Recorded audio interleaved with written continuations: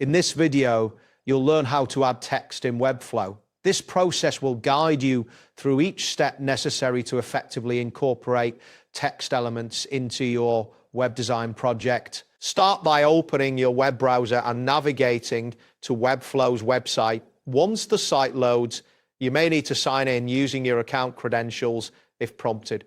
After entering your details, click the login button to access your dashboard. Next, locate and click on the project you wish to edit.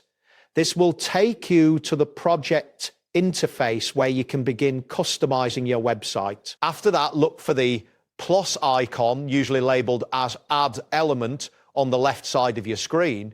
Click on this icon and a menu will appear displaying various element options that you can add to your page. Once this menu appears, select the Elements tab to view a list of different components available for your design. This section contains all the building blocks you will use to create your layout. At this point, you can use the search bar located at the top of the Elements panel.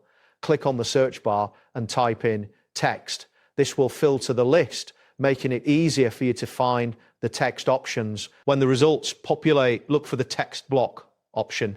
Click on it to select this element. You will notice a visual representation of the text block within your workspace, indicating that it is ready to be added to your page. Now, drag the text block from the Elements panel to the desired location on your web page.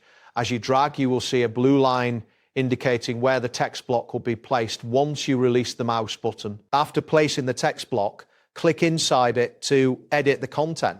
You can type in the text you want to display. Ensure that your text is concise and relevant to maintain clarity and engagement with your audience. Finally, review your changes to ensure everything appears as you intended. If you are satisfied, remember to Save button on the top right of the interface. This step is crucial to prevent any loss of your design progress. That wraps up today's guide. Thanks for watching and catch you in the next tutorial.